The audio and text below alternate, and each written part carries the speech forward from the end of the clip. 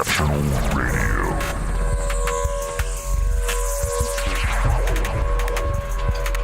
Exceptional Randos is produced live in Sunroom Studios' Space Capsule. The windows are open, it's 73 degrees outside, and the air is fantastic. I think that's pretty reasonable.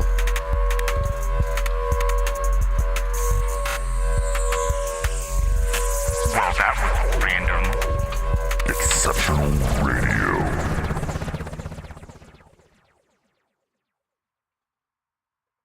Oh, good afternoon. It is oh so glorious outside.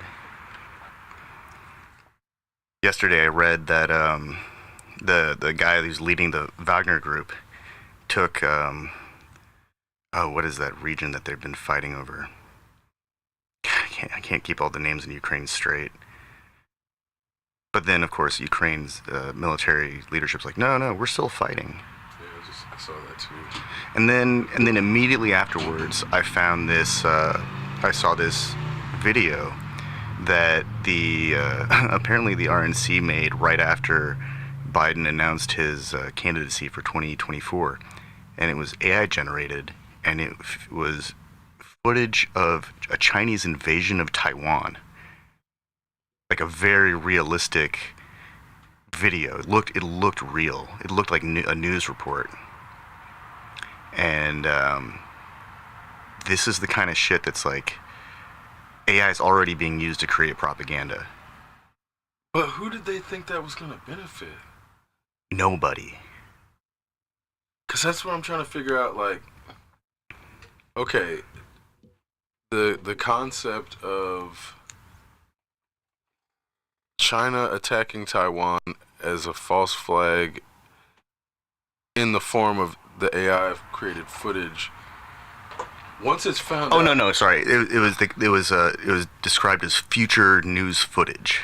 Right, but I'm saying, like, once it's found out that it's fake, who did they think putting it out was going to benefit? It doesn't seem to have any real logical beneficiary of making that No, video. it just taps into fear. Yeah, because again, it's like somebody. What is that gonna make somebody vote for Ron DeSantis? You know what I mean? Like, what's the outcome of that video for? It's like who benefits? Like, does the Chinese government even benefit? Like, I don't think anybody benefits from that. No. In any form. The people that hate potential development within AI technology and the culture that emerges that supports it. Those are the people that lose. So anybody who's against that, I think it's for people who are afraid, assuming one recognizes that it's not real. Then it's to galvanize people who recognize it as fake, as advanced intelligence generated content, and then that further divides people from accepting any kind of assistance from an advanced algorithmic intelligence. It says, well, if they're just going to make shit up, then why bother? Because it's already being used in a way to lie. Now, if it was being used purely creatively, like in the case of music or generative media, which is, just, as far as I'm concerned, that's an evolution of computer music and in a lot of ways electronic music itself. That's interesting to me, because on some level there's still a human with intent that's saying, hey, let's create this thing. But when the human's intent is to scare people, to incite fear, to incite panic, to make people engage in nationalist or racist rhetoric, I think these are the kinds of things where we're seeing firsthand, right, or way faster than I'd ever imagined, how this kind of technology is going to be used to harm people. Mm-hmm. And it's very clear to me that without regulation, that it's just going to spiral out of control, and then there are going to be some really draconian policies that emerge to contain it. There's still an opportunity right now, I think, to contain all this stuff, but I don't know. It's tough because so far all of the examples that we've seen of AI have either been someone lying, saying that they created something when it was really AI, or it's some commercial, and that's not right. I've heard some interesting music. I'm not gonna lie and say that the lyrics were inspiring or inspired. They were pretty much gibberish, but the music behind it was actually kind of compelling, sonically compelling. And today I saw an AI generated what Lord of the Rings would be like if Wes Anderson directed it. I almost wish that was a real project. It looked really amusing. So I've seen a few Wes Anderson things, and they're all soulless. That's true. It's like, because the funny thing about it is, like, there's an initial reaction to be like, oh, if Wes Anderson did this, it would be cool. But it would be if Wes Anderson did it. Yeah, like, only if Wes Anderson did it. And then in the process...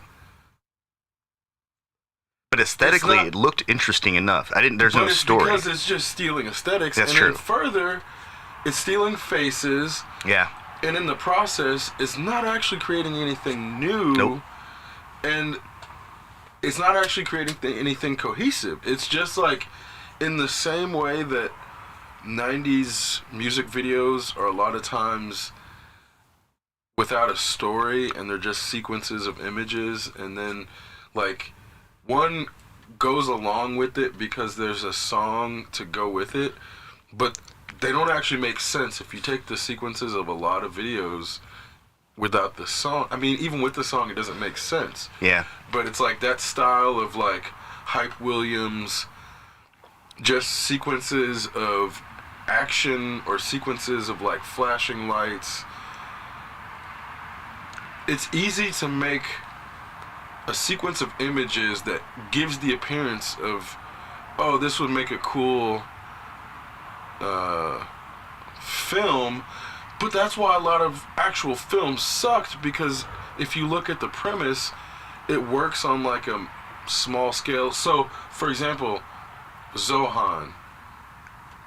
It works for, like, a funny premise for, like, the idea of a movie, but then when you actually make the movie, it fucking sucks. Oh yeah, well, you can reduce Zohan to the trailer, and you've seen the whole movie. Exactly, that's what I mean. A lot of it's premises, like 2.5 minutes is the most you can really extract out of Zohan. Here's a better example. There's, like, Simple Jack in Tropic Thunder. It works as a joke film and as a trailer, but if somebody actually tried to make Simple Jack, 5 minutes in, you'd be like, okay, this is too much. But for, like, 90 seconds, Simple Jack is fucking hilarious. And then, what was that series of action movies? Like, they did the trailer, it was like Burner 5 or 6 or whatever. Exactly. I don't remember the names of it, but as short jokes, that shit works. Or, like, Booty Juice. Like, as a joke, nobody needs to see a Booty Juice movie. And here's why in the 90s we were getting fucking terrible films about, like, Pootie Tang and the Ladies Man, because they didn't understand that certain things worked in short form. They don't work for fucking 90 minutes. Pootie Tang is not a 90-minute long joke. Oh, yeah. Ladies Man is not a 90-minute long. Oh, we don't even have to. Fucking Wayne's World. Yeah. Is not a 90-minute long joke. Coneheads. All of it. None of it fucking is 90 minutes. But they wanted to make it into 90 minutes for the sake of franchise exploitation. I think that it should have been a sign when Saturday Night Live can't really run for 90 minutes on its own. That I think the audience itself can't handle that many, like, too much. Sit gags. It's too much. They're not even, like, it's just like 42 minutes of gags with a little bit of music and some commercials. That's like that's it. That's all anyone can handle. There's a sweet zone in terms of, like, it's exhausting to be actually laughing where you're, like, belly laughing and like in the moment and not thinking where, oh shit, this is so funny, I'm laughing and all I can do is laugh. I don't even remember what I was laughing at anymore. Well, I think that's the reason that movies like what's that? There's like a series of them with Mark Wahlberg and Will Ferrell. They're like stepfathers or something like that, and that movie was funny. The first movie was funny for the first 5-10 minutes, and then the rest of the movie is basically waiting for Will Ferrell to get hurt and Mark Wahlberg to act like a badass. Mm-hmm. And then the second movie is basically the same thing with roles to be reversed, where Will Ferrell gets to be like charming and all the things, and Mark Wahlberg has to go on the protagonist journey. And the whole time I watched it because it's like, okay, well, they've added Mel Gibson and John Lithgow. I like those guys sometimes. They're interesting. And they do exactly what you expect. They provide a perfect performance of their well-established character that they portray all the time, and that's fine. And the whole time I'm just waiting for Mark Wahlberg to get hurt. Yeah. Or something horrible to happen, or Will Ferrell to fall off of the roof, or some kid to shoot somebody. There's a list of things that can go wrong, and it's just like, how long is it going to take for them to set this gag up? And there's a lot of movies, a lot of Saturday Night Live stuff especially, a lot of the what are they called? The alumni of Saturday Night Live, when they move on to make movies, a lot of those fun gags that are funny for short bits of time end up devolving into pain humor. Yeah. There's only so many times I can watch somebody get electrocuted, or have something explode next to them, or get into a car wreck, or get hit by a car, or get into a fight, or have a bottle hit them in the head, or anything hit somebody in the head before it's just not funny. Yeah. And it's not even like in an action movie where it's like, okay, this guy got shot 6 times, they're still walking. Clearly this is a comic book, so I'll just suspend some disbelief. But even with that, nobody's getting shot 5 times and walking it off. Yeah. Well, okay. None of that shit should have been made into long form. Yeah. Even the stuff that is the closest to working is exhausting. Like, I don't know if you watch any of the MacGruber stuff. It's funny. It's totally funny, but it's exhausting. Yeah.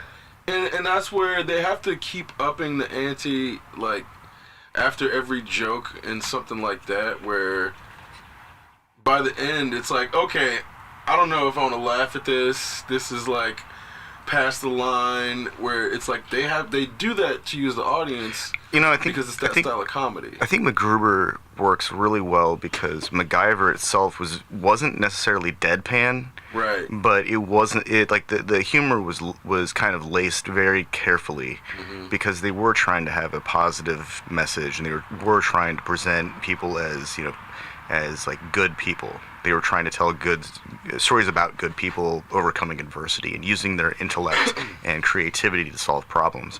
And so they were very careful about how they spiced the humor, but it's also like begging to be made fun of, because it's so dated, and there are so many social conventions that are present in MacGyver that nowadays it's like, man, what rock did this person crawl out from under? Like, what cave were they in? Like, it seems like those behaviors and that socialization, quality of socialization, seems antiquated now. Oh, totally. And they didn't even have pagers.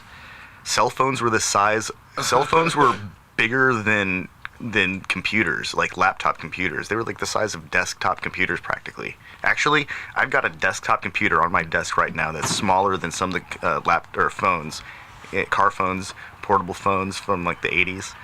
Those things were monsters, and they were all battery. Yeah. It was and they cost so much to use. Yeah. It was like almost no reason to actually have it except to just waste money and show off. Because, like, nothing was really that important. Nothing. And that hasn't changed. No. That really hasn't changed. But people's sense of self-importance is also the same in terms of, like, thinking they need those things to stay accessible or whatever. It's like, are you a surgeon? No, you don't need a cell phone. You don't need a page. Do you work at like Goddard Space Center? Are you like the team lead monitoring an active program? No. Oh, okay. Are you walking some scientists through the operation of a deep sea vessel because the pilot is incapacitated? No. If the pilot of that jumbo jet passed out, everyone's gonna die. So just tell everyone you love them, because nobody's getting walked through landing in a jumbo jet. So, restarted Lost on that note. Oh, I did too. That's funny. Oh, it man. Must be in the air, and that's where. Well, like watching that, I'm like, man, I can't imagine seeing season 1 of Lost on a plane. Like, there can't. It's not actually banned. It's not something that they ban outright, but I'd be hard pressed to think that you'd be able to find episode like season 1 of Lost on a plane, because it's like every 5 minutes it's flashback to the fucking plane crash. Where you're like, oh man, I forgot how just discombobulated that story was, or how it was presented. Yeah. Because at this point I know the story well enough to understand what's going on. The threads have all come together into a rug. It's a really tattered, messed up rug made out of like t-shirts that were scavenged from that flight. But well, on that note, like, I think one of the things that they're really good about doing is zooming in on something and limiting your perspective of it and making you think a certain type of way about it. And then when they pull it back, they're like, oh, do you still feel the same way, you asshole? And it's like this constant, like, forcing the audience to reassess how they look at things and how they jump to conclusions. Yeah. Which is, like, one of the things I enjoy about being surprised. It's a roller coaster of emotional dissonance. Yeah, for sure. It's a story experience where you really can't even trust yourself. You shouldn't, and this is, I think, why at the beginning at least there's a semblance of doing this for a purpose, but by the end it's like watching it through a second time, I feel like I'll figure out if they had a purpose or if they were just flying by the seat of their pants or not. Which it doesn't necessarily make it bad, but there's a difference in pretending like you know where you're going versus like letting things go where they're going. And there's nothing inherently wrong about either one or superior, but I think they can't lie about it. I think that they knew what they were doing for a while, like for the first 2 seasons, 1.5 seasons, and then things start to go a little loosey-goosey. That's what it felt like. Yeah, and then by season 4, it's kind of everything seems to be done by dice roll. It's like, what are we going to do? I don't know. Let's roll some dice and see what the cards tell us. Felt like, but that's what I'm like. But then by season 5, it starts to really come back together, and then season 6 is a self-contained story. Yeah. Season 6 is uniquely self-contained within Lost, which is weird because it's just as discombobulated as the first 5 seasons. But that's also why if there's one thing going on, then season 6 pulls everything together. But if they weren't doing it intentionally, then it's just the appearance of it, and we're imposing that as the audience. So that's why I don't want to. That's why I don't trust myself when I'm watching it. Which is also, were they doing that on purpose to then set that up? Because at the same time, like, I appreciate the mandala approach of building something up to destroy it, but unless you're doing that on purpose, then it's not Dadaist. So that's where I'm like, I don't want to be like, oh, they're doing Dadaism, and then they're like, actually, no, we weren't. But I guess now, we were. That's, incidentally, that's like, I think the smart approach as an artist is when the audience or someone in the audience, when anyone sees it or hears it or reads it or has an idea about it, hey, they're right. That's exactly right. And that because it allows for different dimensions of dialogue to exist, and since it's all happening in someone's mind anyway, who are any of us to say like, oh no. So that's like a very Lynchian approach, but the only way that you can actually do that is if you do that in your production 100%. Yeah. And I think David Lynch does that in his production when you hear about how he operates, which is why he can then turn around and say that to his fans or the people who watch it and have interpretations.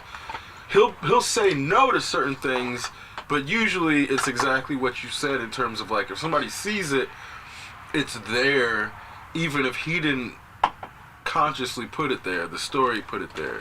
Yeah. So that's where you have to actually give yourself to that process 100% in order to say that to the audience and not be bullshitting them, which then is where some people will bullshit their audience, like Lindelof bullshits his audience too much, and that's where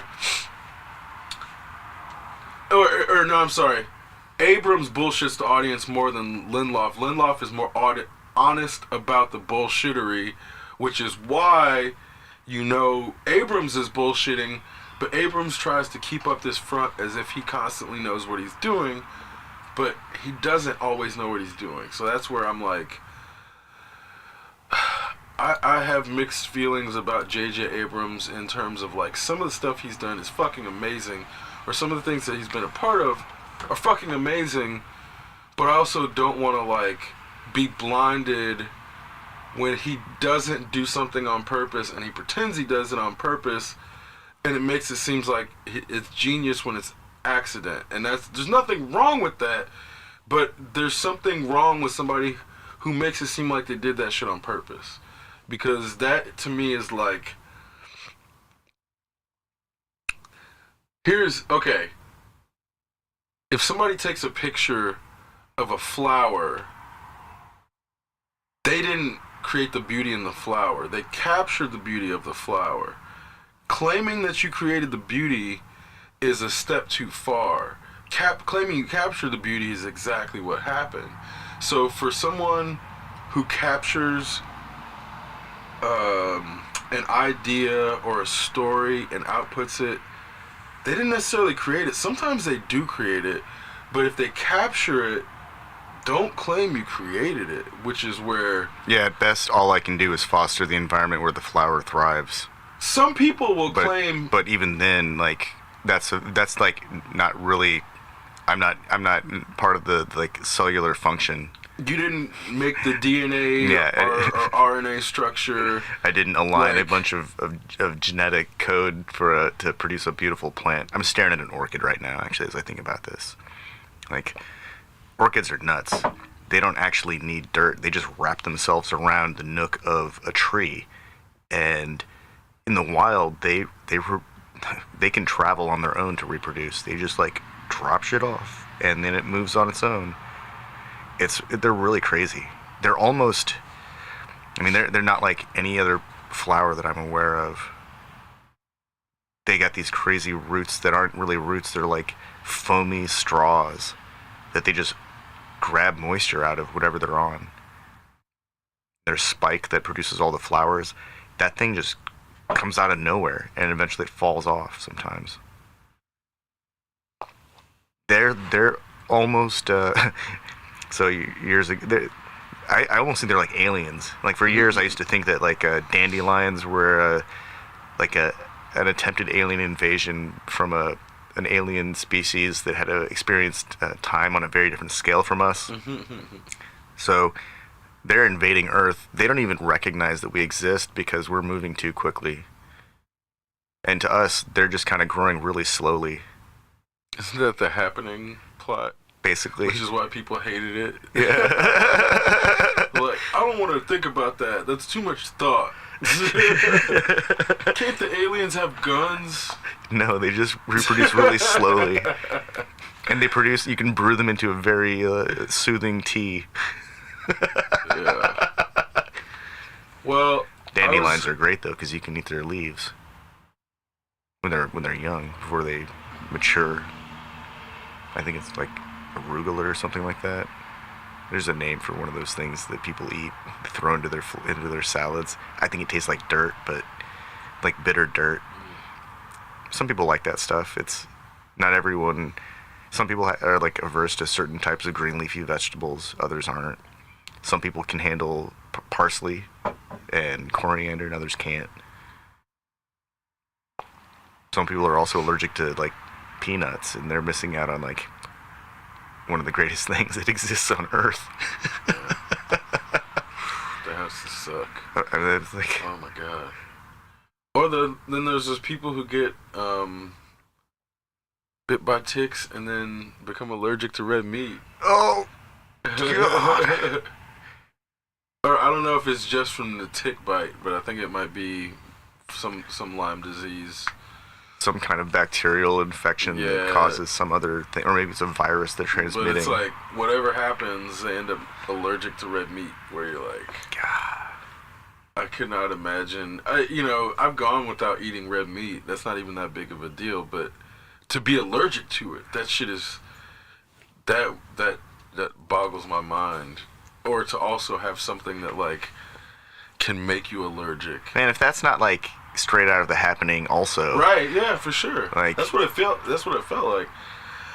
And to a degree, that's what COVID felt like in terms of making people, if they survived it and they caught it, like, losing their sense of smell and shit, and then they don't enjoy food anymore, so then they're not vicious consuming. So that's where I'm like, I do see shit like that and wonder, is this nature fighting back, or is this, the natural result of the overconsumption having some sort of equal and opposite reaction? I mean, it's always in the realm of possibility, and it doesn't have to be as fantastical as... COVID is just entropy. Yeah, I mean, to a degree.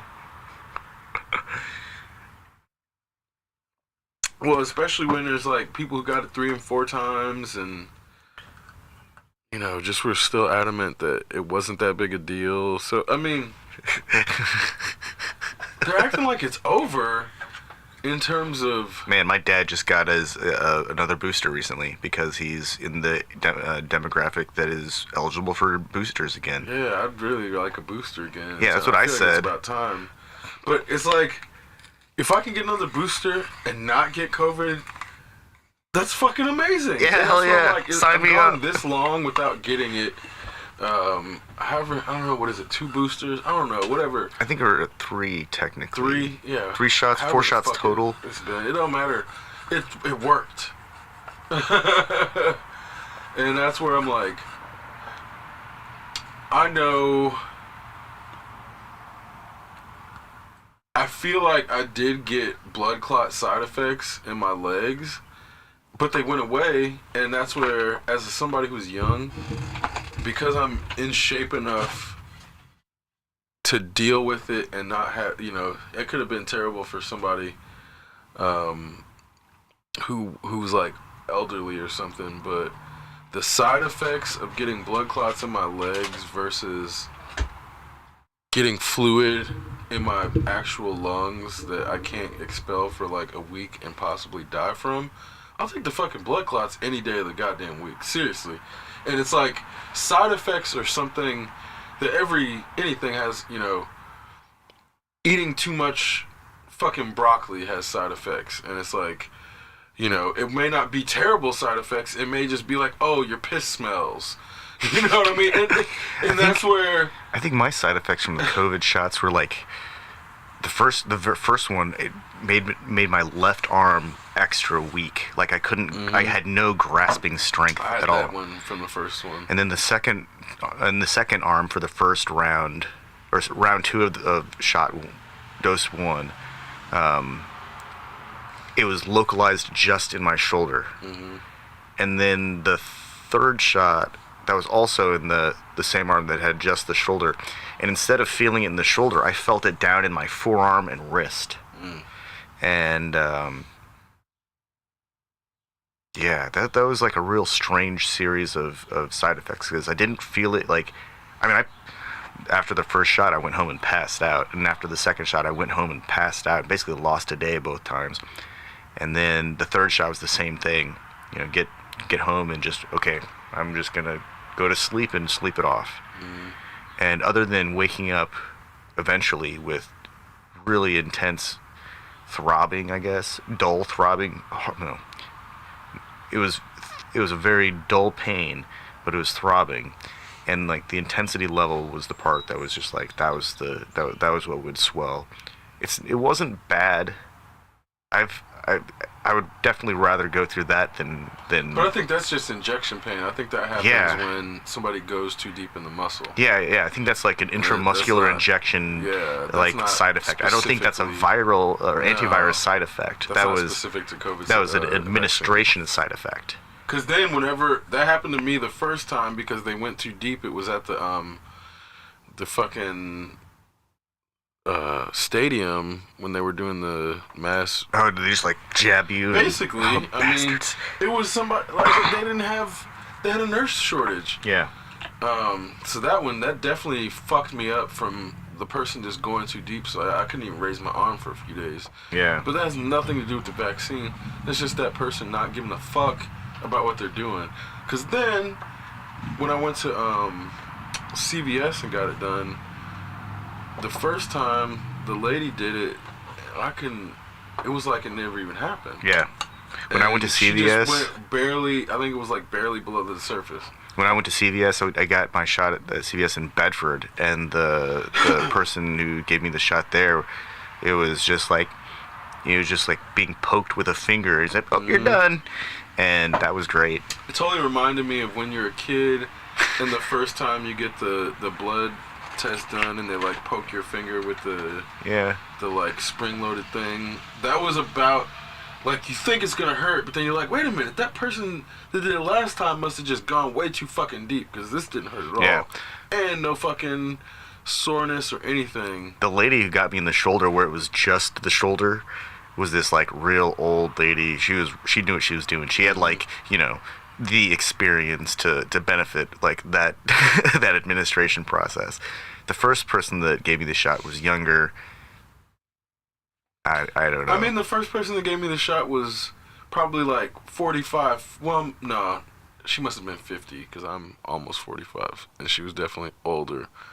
So, like, she must have been 55. I forget that people are, like, more active now in terms of, like, people who are, like, 60 are still out working jobs. Like, the retirement age is supposed to be, like, 65. But people are still out when they're like 65 working at like CVS and shit. Or like doing injections at the stadium. Hey, you know, that's cool. People stay active however way they can. But the economy sucks and their social security's not paying enough is what it is. Like, well, that sucks because that's the government lying to us some more. I don't know. Social security payments weren't. I'm sure there's some old white dude out there, some old white lady who's working at some place that she doesn't need to work, or he doesn't need to work. Yeah, they exist. And they have a job because they just want to work. Those people fuck up the economy too, because they like make enough money in one job where they're just like, oh, I want to go work and socialize and I'll do this bored. shitty. Yeah, and then they fuck up the economy. It's like, I was just being told about somebody who does that exact thing, where they were like, you know, a full-time professor, and then because there's summer off, they go work like a waitressing job just to get socializing. And you're like, wait, what? Wait, do they not know how to meet new people if they want to socialize? Apparently not. They don't know how to like go to a like the library and look at the bulletin board for activities. To get a waitressing job than to go socialize like a normal fucking person for this person, which is why it only takes like 4 or 5 per city to then give people the perception that that is like a viable employee, and then it makes them underpay everybody else.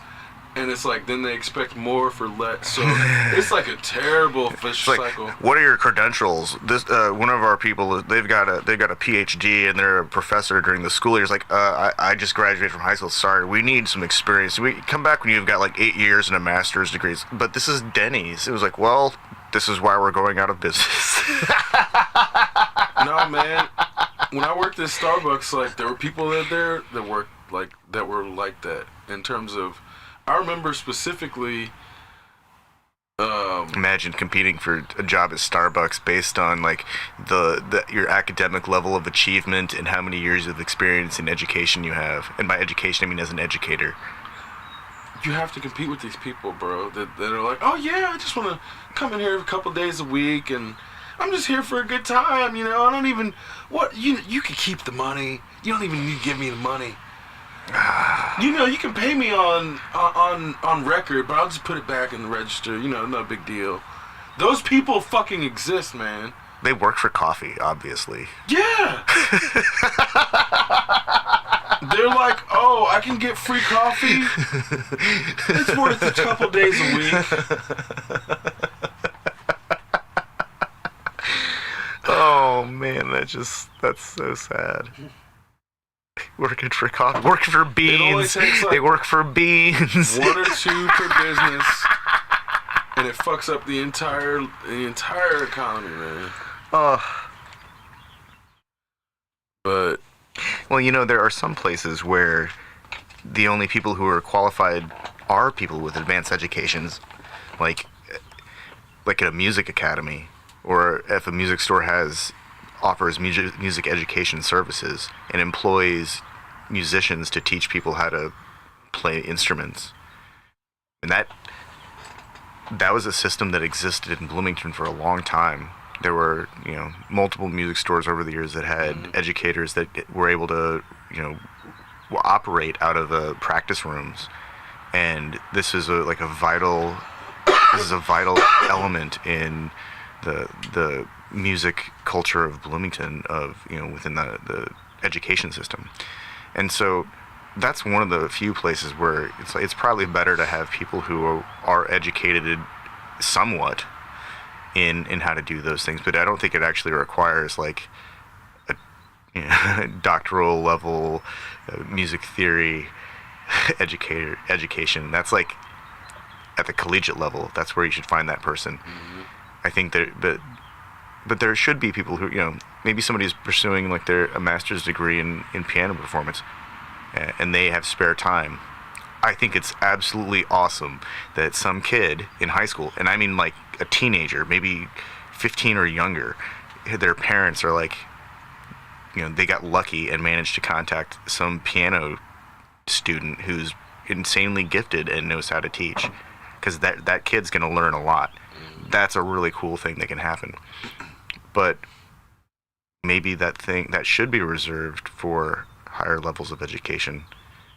There's an entire, like, the Suzuki method for violin. Kids start that when they're like 3 years old, and by the time they're 5, they know which kids are going to be able to play the violin. Yeah.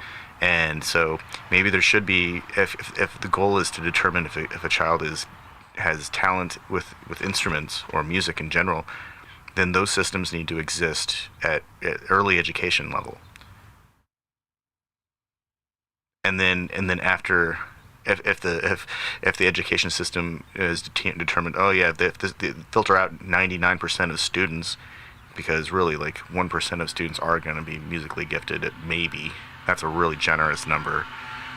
Like, I mean, but naturally gifted, where again it's like if they want to put the time and effort in, yeah, they should be able to. No, I mean like I'm trying to like filter out the like prodigies. Right, but like, I'm saying and then like people okay. who are like who are willing to put the time in, they'll excel enough to be a part of that group of people who, you know, excel at instruments or with music anyways. Right, but I think that's where I'm saying like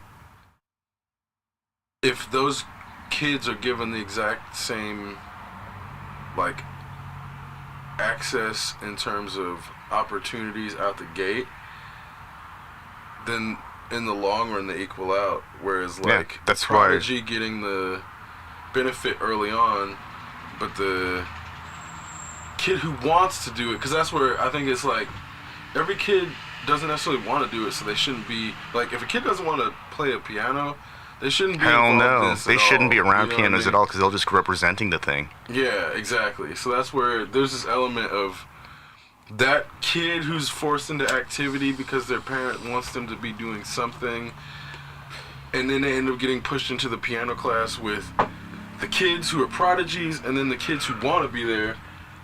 That kid who doesn't want to be there ruins it for both, like for everybody. Oh yeah. Oh And no, I no. think that's That's why why they got to filter them out early. Yeah, there's this element of if people were put where they wanted to be, then that kid wouldn't be there. Yeah. And I think that's the difference. I think that's the difference getting people where they want to be. Yeah. Well, that's the mentality of giving people all the opportunities that someone never had versus giving the opportunities that they actually want or need. There's a big difference between what like some benefactors like, I'm going to make sure that you have all of the the resources, and it's like, well, I don't need all the resources. I just need a few resources. Right. All of the resources might be overwhelming and might actually might actually be stifling. Sometimes limitations are a good thing for creative processes. Yeah, I think it's hard to know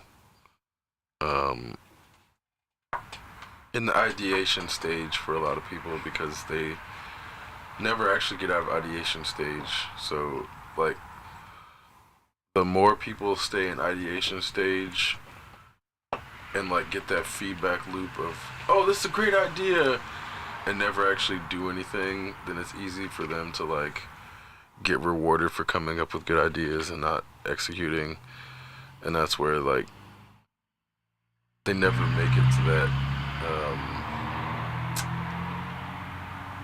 execution of actual desire. It's only like what's being given to them. And I think that's where it's really easy to like get wrapped up in a bunch of concepts that are possible, and then with what's plausible only end up going with like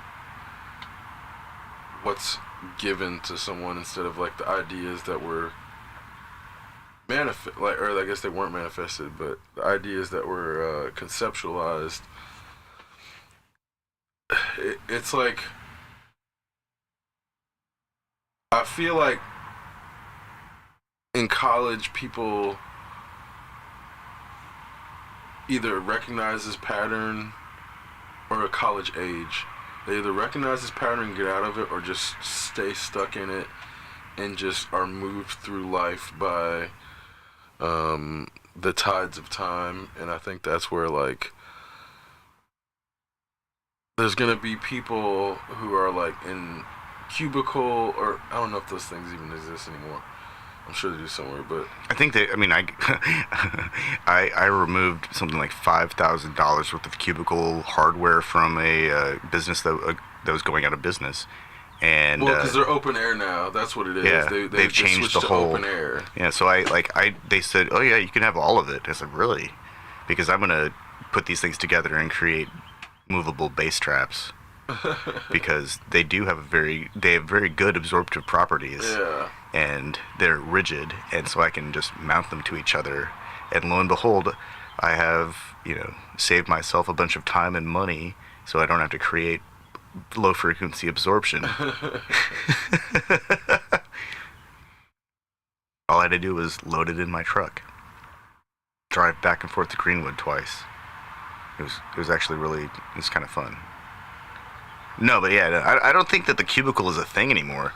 I think that it was determined that the cubicle is depressing as fuck, and it doesn't encourage the kind of creative development that happens with groups, but through interaction. And open air provided that ample opportunity for that kind of interaction. And right as it was about to demonstrate that it's effective, COVID happened. Yeah. But at the same time, I'm not sure that's a bad thing, because there was always one asshole who always came in sick and gives everyone in the office a cold. That's true. There's always that person. And I know it's not me because I didn't have kids.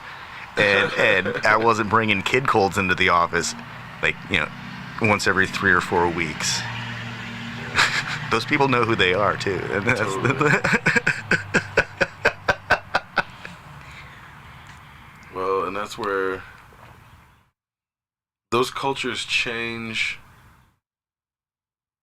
in ways that, like, because they're not proactively creative people, it's like, yeah, COVID blew that shit up, and they were forced into remote, where, like, proactive creative people were trying to push remote, like, 2017, 2018, before COVID hit.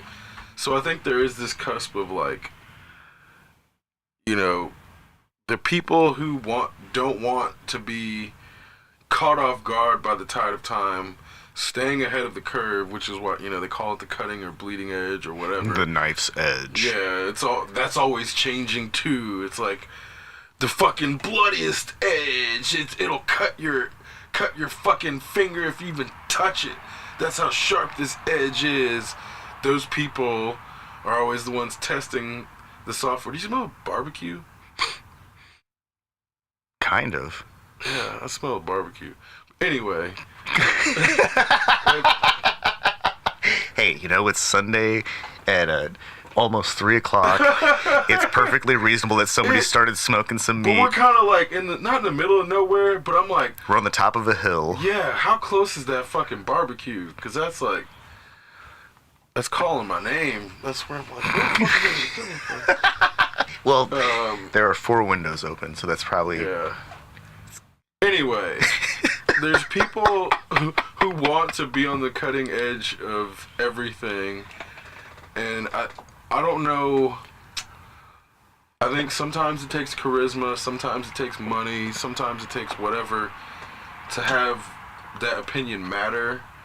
But a lot of times those people will be guiding everyone else towards future proofing or whatever you want to call it. And then if that person lets them down, they start to lose their power. So this is where we see somebody like Elon. He had that, like, in 2016, 2017, everybody was like on the whim of, or on, like, if he uttered a fucking word, people were eating every goddamn letter up. Now he's blown a lot of his capital, so it's like it's not. He's got his followers. It's like 30 million people left that are still like the Elon, cult or whatever you want to call them. But he's not a leading edge leader in the same way that he was. And now you look at it, I'm being realistic. It's like Jake Paul and Logan Paul and like... Those are those loudmouth boxer schnook dudes who run their mouths about things right. on They're not YouTube. futurists or anything like that. It's more so... No, they're just loudmouths. Right, but they're the ones that are ahead of the curve and are dictating a lot of the trends. So like bringing back celebrity boxing, but it's like influencer boxing. It's like they've been doing that shit and they were the ones doing that shit, and it's like you see like kids eat up their fucking energy drink, man. It's like we're not kids, so we're not drinking their shit. Kids are drinking their shit. So that's where I'm saying, like, the people who are influencing the next generation of like tech users, it's not Elon. It's like fucking Mr. Beast. Or do you know who Mr. Beast is? No. I'm neutral on Mr. Beast because I don't know him personally, but he's like a weird contradiction in terms of he'll do shit like buy 20,000 people in South Africa a pair of shoes because they don't have shoes, but then like video it. Or like he paid for like 1,000 people to get eye corrective surgery, so they were like legally blind, and then he paid for their surgery, and now they're no longer blind, but then he videotapes it and puts it out. So it's like very exploitative, but it's like this weird voyeuristic like philanthropy porn. Do you remember when I think it was like, has anybody said that, philanthropy porn? No, but I think that's a thing now. There was a video where a group of optometrists went to North Korea and put new lenses in people's eyes. And after the surgery, the documentarians who were there were like, so, like how is it? It's like, what's it like to be able to see now? And they all said, thank the great leader. I think I just came up with that. Philanthropy porn? Yeah. That's awesome. I don't think anybody's used that term. Okay. It was on the 21st of May, 2023, that philanthropy porn was introduced into the lexicon. Philanthropy porn. You heard it here first, everyone. Philanthropy porn. Yeah. But yeah, like everyone got to see again. They're finally able to see, and they don't think the doctors. They think, the great leader, because, North Korea. Realistically, the great leader is the person to let the doctors in. So without great leaders saying, yeah, go in there and fix their eyes, they wouldn't be able to see anyway. So maybe they weren't wrong. That doesn't help the Mr. Beast story, because he was also just in trouble for wanting to buy a bunch of houses to house the workers that work and that he employs, basically creating a Mr. Beast town, which is like historically a fucking horrible idea. Oh man. For various reasons, but that does not go against the like dear leader notion of, this is why I'm on the fence about this guy in terms of like, yeah, he does good stuff, but he seems like No, his man, ego's like way out of control. What you just if you were to just describe a person without even Mr. Beast, just say this individual, you just described like a cult leader. Oh yeah. You straight up described like like a fucking sociopath cult leader. Definitely. I mean, in my mind, there's this person who has these giant buggy eyes that are just they see through everything and they never blink, and and they're just really excited to help people so they can get some notoriety for that shit. But this is why you got to stay up on these people. Not necessarily you, but one, this dude has like, I think the most followers on YouTube. Like, I think he's got the most views on YouTube or some shit. Like Mr. Beast, he's got like restaurants. They're like pop-up restaurants, but nonetheless, he's got like candy on shelves. This dude is like, for the kids, he's like Steve Jobs at his peak. But if you're like our age, you would never have fucking heard of this kid. I mean, I guess he's 25. He's not like a child, but that's why, again, it's like you gotta. He's taken over PewDiePie's spot, I believe. 154 million subscribers? Yeah, so like over half the population of the United States. He had a video released 2 weeks ago that has 70 million views. 1,000 deaf people here for the first time 2 weeks ago. Like, yeah, you can't really hate on what he's doing philanthropy-wise, but you can hate on him for exploiting it for like clicks, and you can hate on the system for putting advertisements on top of this stuff. So it's not this like neutral act, or it's not this like 100% positive act, which is why it's like very difficult to discuss Mr. Beast without sounding like you're hating on him if you're not nuanced about it. Because I'm not trying to hate on him. No, I just haven't made up my mind about Cleaning up a beach is awesome. Yeah, the stuff that he's doing is cool.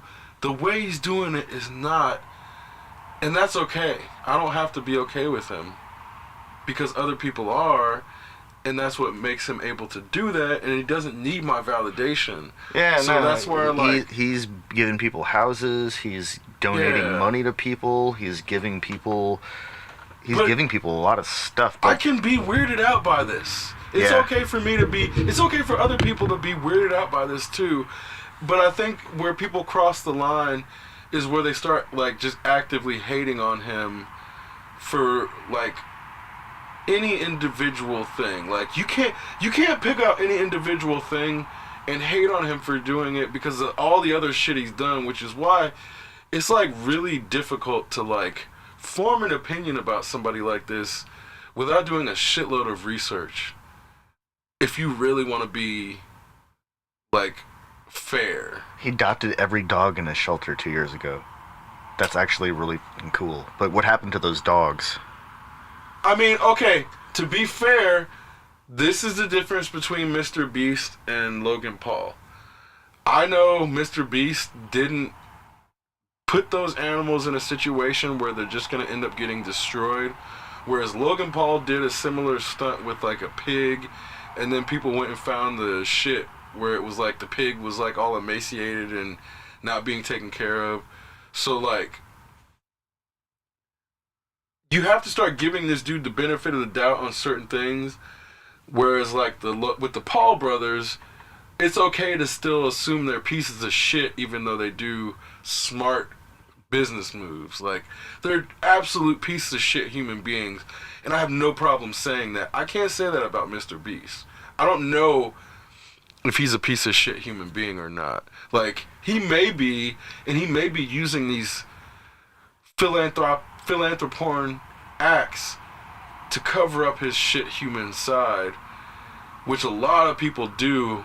So that's what I'm like, I don't want to like end up fucking supporting somebody in terms of like even saying like, oh, this dude's awesome, and then find out he's like a fucking horrible human being when the cameras aren't rolling, because that shit's always possible. But like, I don't get that sense with him. But he's 25 and it's way too early, like, to start, like, I mean, like I said, I don't fucking know the dude, and he doesn't need my value. He's got way more fan support. This is more so in terms of like, this is who the kids are listening to. 9.5 million views. This is who the kids look to when they're looking for fucking trends, which is great because he's doing positive things with his time in the spotlight. So that's what I'm like, I can't be mad at somebody who's like, oh, I'm popular, I got 154 million viewers or subscribers, let me like use this and do philanthropy. You can't really be mad at that, but you can be suspicious of it. Like, there's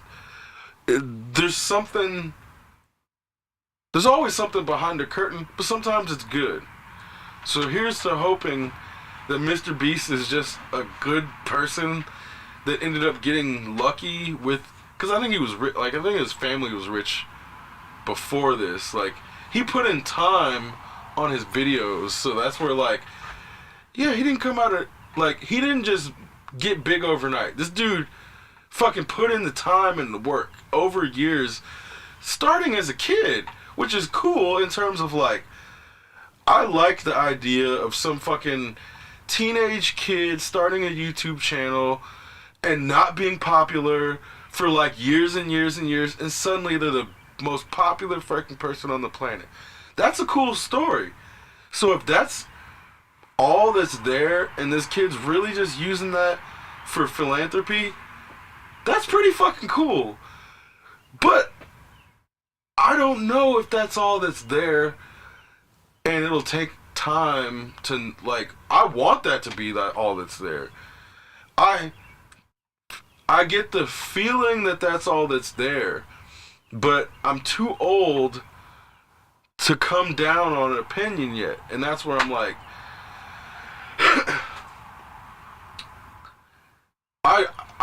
I sincerely hope Mr. Beast is who he portrays himself to be.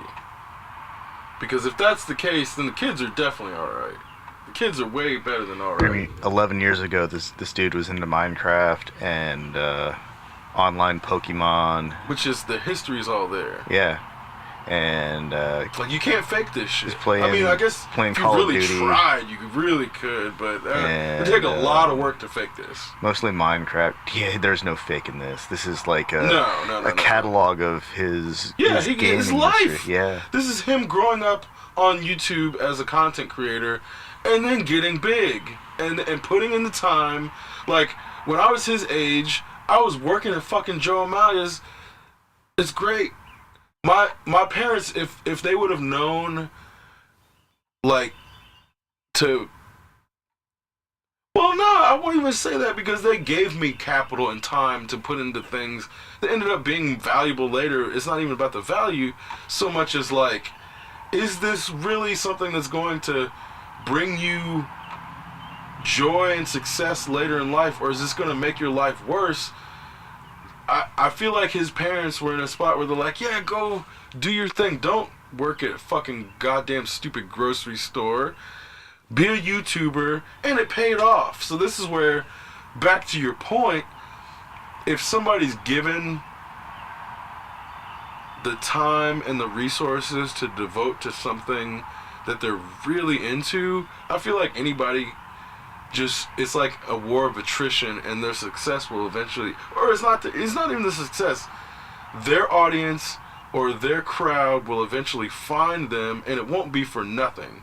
Like, we didn't have a guest last week, fucking 74 random views, which is where I'm like, yeah, like, what the hell?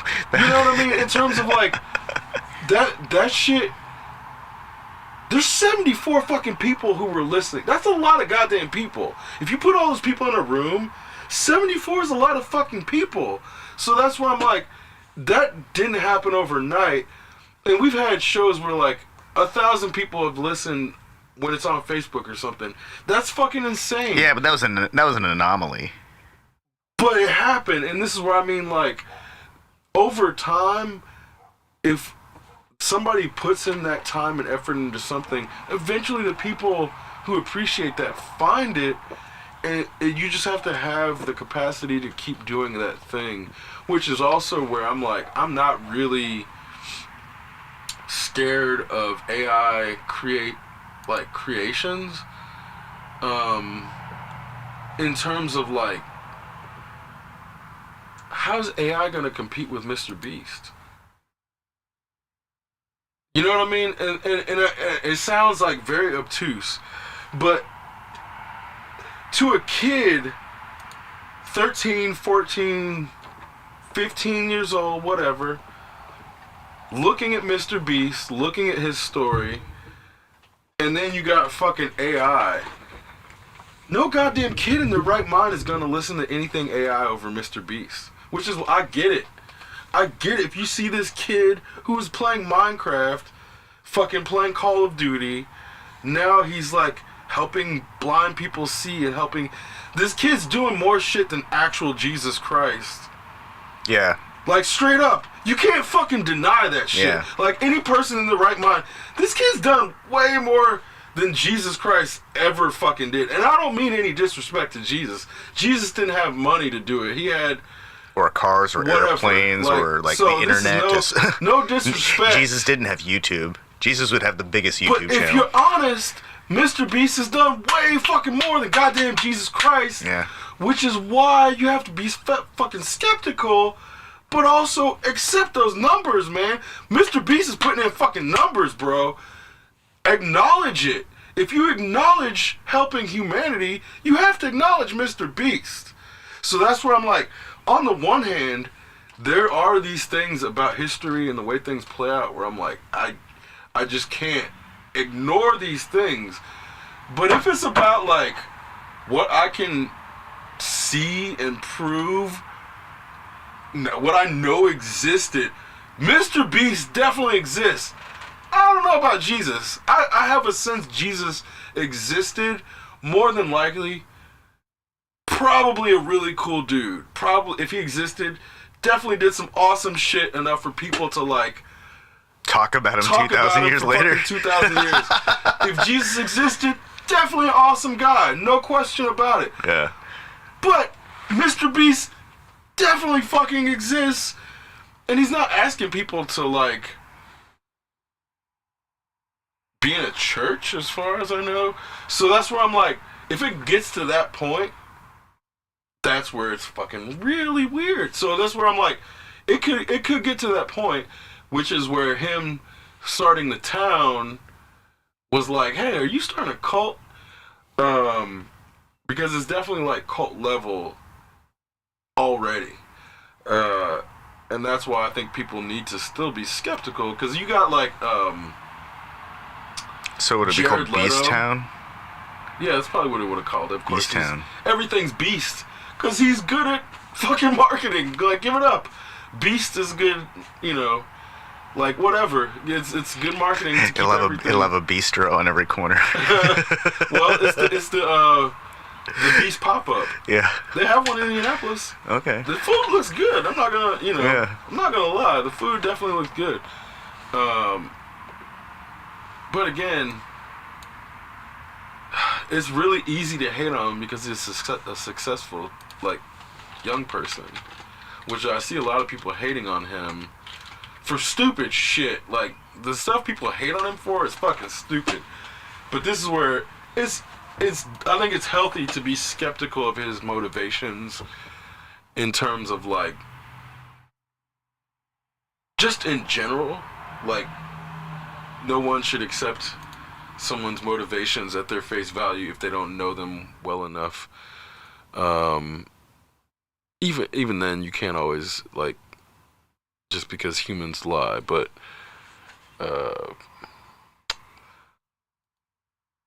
you know, I like I said, I sincerely hope he's who he appears to be. There's a Mr. Beast burger on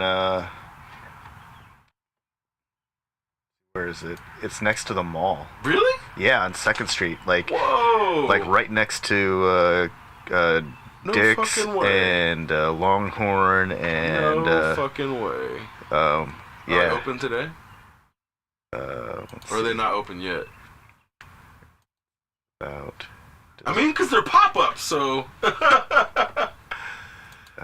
at least it don't take much.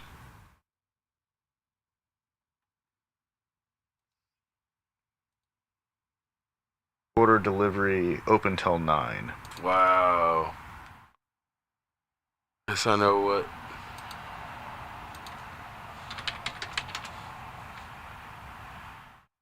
I had no idea they had one in town. Okay, so Beast style burger combo, chicken sandwich combo, Beast style burger, Chandler style burger, Oh, so check it. Chris style burger, Check it. Carl's Deluxe. All the proceeds go to charity. You can get impossible variations of all of those burgers. All the proceeds go to charity. Really? Yeah. They've got grilled cheese. They've got chicken tender. Man, I want to go to this place. Yeah. They've So, got crinkle fries are the best fries because they have the most surface area. Wow. Cookies, beverages. I don't really care about that, but man. Okay, so Carl's Deluxe looks like it's got some grilled onions, and Chris's style's a crispy burger with some French fries, cheeseburger, I some mean, French how fries, am I some supposed bacon. to hate on a place that has a Chris style burger? Chandler is just a straight up double cheeseburger. And Beast is a super double cheeseburger. Man. I mean, obviously, we're going to find out what's in this American cheese, bacon, crinkle fries, and a toasted bun. So that's the Chris style. That's in line. That's totally Plain cheese. what I'd American Beast is American cheese, pickles, onions, mayo, ketchup, brown mustard. Well, that's just a deluxe burger. See, no, here's the thing. I generally don't get, like, ketchup or mustard on my burgers. I only sometimes get mayonnaise. So the fact that the Chris style doesn't have mayo or any other sauce is fucking amazing. Like, that's like, I had no idea that existed. But as someone named Chris who eats his burgers without, like, ketchup or See, I like mustard I like and sometimes A1 on a mayonnaise. burger, but I like fries on a burger. I like stuff on a When burger. I get a burger from like most places, I just get a double burger because I don't want cheese, and I end up putting French fries on them. And I don't like. Man, I like real pickles, but those weird rubber things that come out of like any fast food place, or even a lot of burger places, the pickles, the slices, just those things are just gross. I can't do those anymore. I like a Vlasic or a Clausen. Those are good pickles. You can eat that, but I don't want that on a sandwich anymore. Yeah. I'd almost rather have like a cucumber that's been sitting in, like a freshly sliced piece of cucumber that's been sitting in vinegar for about 20 minutes than like, a month's brined piece of cucumber. Man. Well, and that's like, I don't mind sauces, but if it's like a choice between sauce and no sauce, I'm going to opt for no sauce to taste the meat. Yeah. Like, I want to, enjoy the I'm meat. saying this burger looks delicious. So, Like, holy crap, that's a good looking burger. yeah. Yeah. So that's where, Cheese, again, American cheese, bacon. this is and an fries. enterprising young man. You can't really hate on No. Mr. Beast. I see people hating on him, and I'm like, oh, you're old. You're old. Don't hate on people for being successful. No, That's some old person shit. And what he's doing is cool. Like, seeking attention for doing it is strange. The attention should just exist because he's doing cool shit. Yeah. But I think he knows how to work the machine. But I think that's how branding works and how these things are actually designed to work. People who want attention and seek attention will get attention, and people who don't want attention don't get attention. Yeah. And so that's part of it, I guess. It's hard to imagine a public figure that's always behind the curtain. Like, what do they look like? I don't know. They're always behind that curtain. Well, tell them to come out from behind that curtain. They come out from behind the curtain. There's still a curtain in front of them. It's like suspended from a point in the ceiling that nobody can actually see for whatever reason. Yeah. What's that movie? Mulholland Drive. Have you seen that? Yeah. That's a really good movie. Basically in a room, fucking giving orders, basically behind a curtain.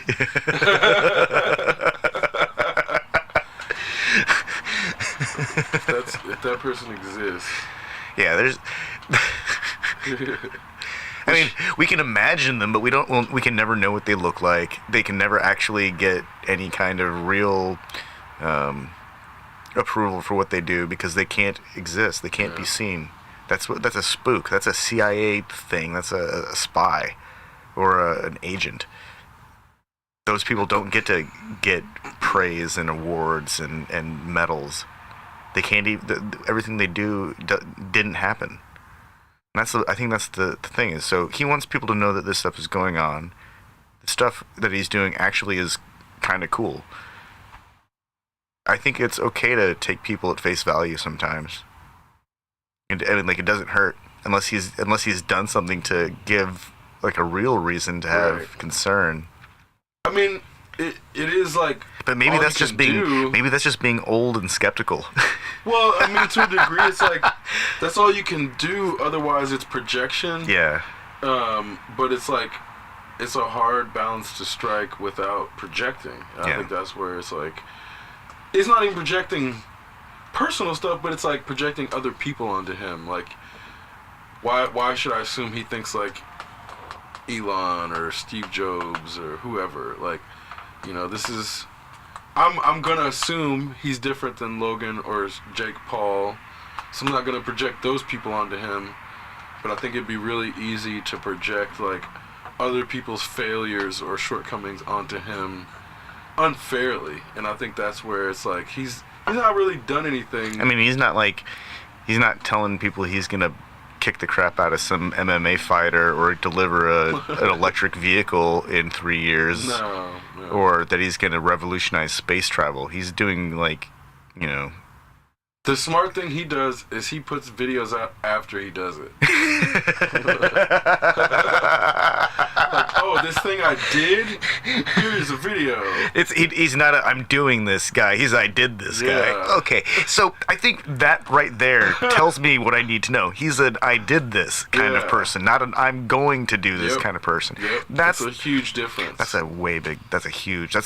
like a Grand Canyon sized difference. And I noticed it early on, which is why I can point it out. Like, some people, like Elon is constantly, we're going to do this, we're going to do that, this is what's coming, because what's happening now is not as impressive, whereas if somebody's like, hey, I did this, it's already done. You can't fucking stop him from doing it, and whether you complain about it or not doesn't change the fact that he's already done it. So, I can't remember the name of the new rocket that NASA is developing, but I was watching a video of them test firing this thing, and it had to be one of the most incredible, like, ignition sequences, because as it all lights up in this brief, like, burst, you get to see, like, the most amazing torch that's ever existed. And it fires for, until it runs out of fuel, because it's strapped to it's strapped to the earth and blasting into a container, basically like a box. Just incredibly violent, so violent. It's so loud or so much the sound pressure is so intense. There's so much energy in the air that the microphones are just they just sound terrible. They sound like they're dying microphones. And then it stops. And and then it's like, wait, was that a success? and then the smoke clears and the rocket system is still there. Everything's intact. There are no emergency signs of an emergency. And it's like, holy crap. They did it. Everything went just the way it was intended to. Nice. Nothing blew up.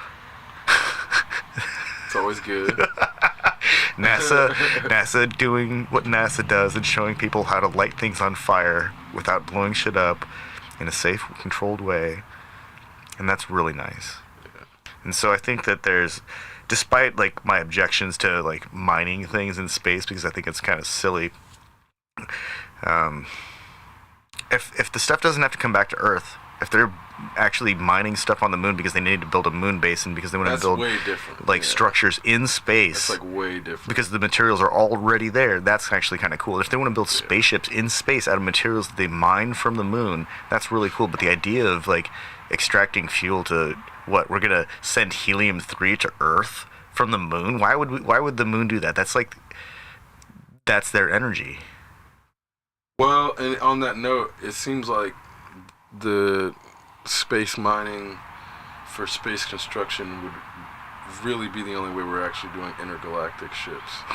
Or just even interstellar ships. Oh, yeah, for that matter. Fuck. I mean, we'd have to I guess that's where I'm I don't know. I want to. So I was thinking about the Dyson sphere the other day because it's supposed to be the most. It's a mega structure that absorbs contains all of the energy of a star, but the containment field for the magnetic coupling to prevent it from collapsing or getting dislodged and touching the star, or getting too close and burning an extensive portion of it.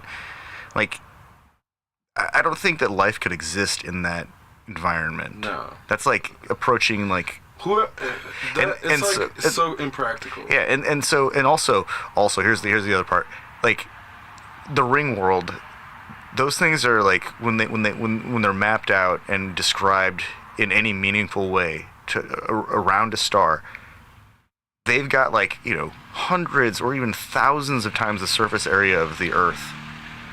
Right. And so that means there's quite a bit of mass there, even if we're just talking about the mass of the Earth. There's a shitload of mass out there, which is where it depends on how it's done. Yeah. But so a Dyson sphere wouldn't actually be a sphere; it'd be more like a net. Yeah, that's more accurate in terms of how it functions. Yeah, and then that way it could actually maybe even collapse into a ring, in full expansion. But you know those it's like that foam net thing that comes around sand apples, and when you can like stretch it out to enclose the entire sand apple, but if you squeeze it down, it turns into like a ring. That's what I'm envisioning. So or like a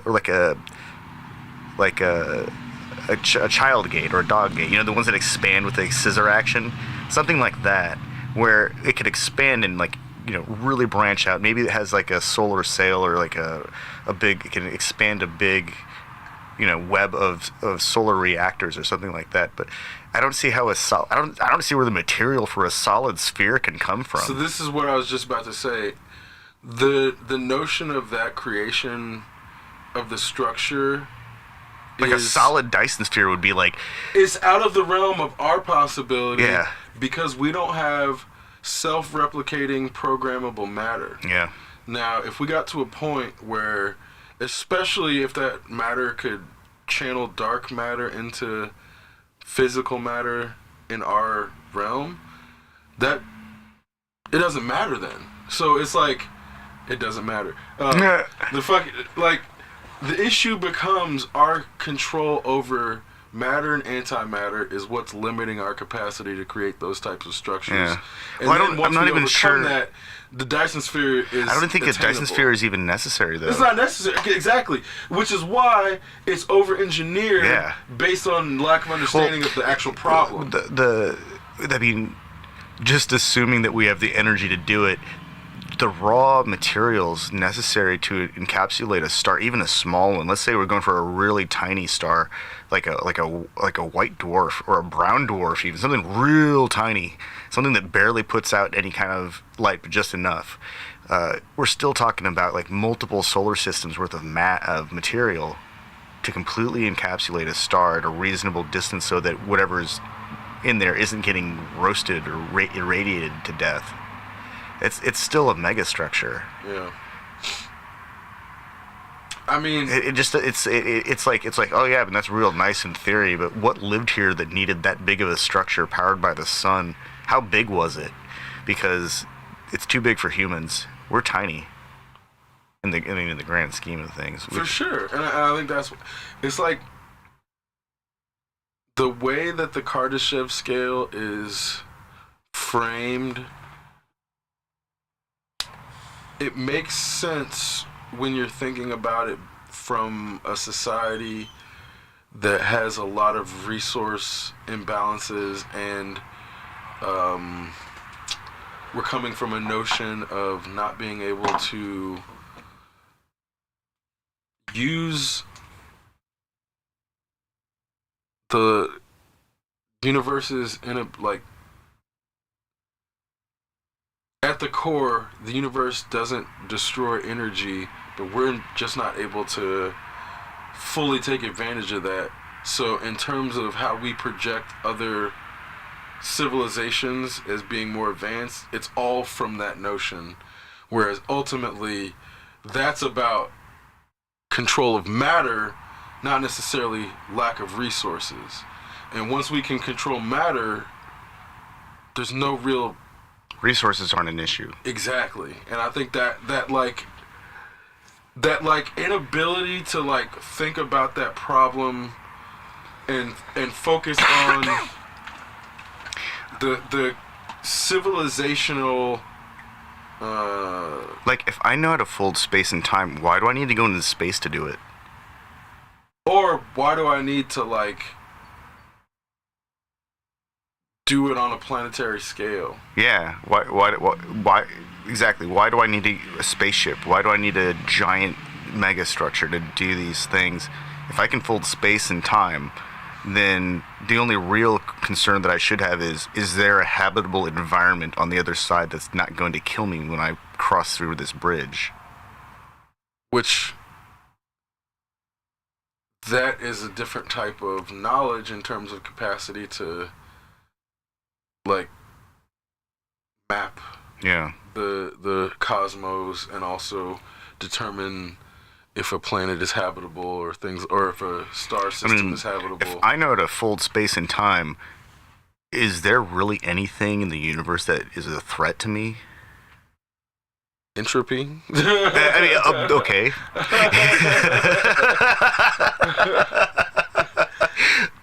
Okay. Well, I mean, oh great, check it out, guys. There's a giant asteroid headed for us. You want me to do something about it? No, it looks like it's a couple days away. Wait till it gets closer. Yeah. Like, which, okay. Energy, especially in something that's living, is what we constantly have to focus on in terms of like making sure our energy is sufficient and also not excessive, because there's problems with like not balancing the energy.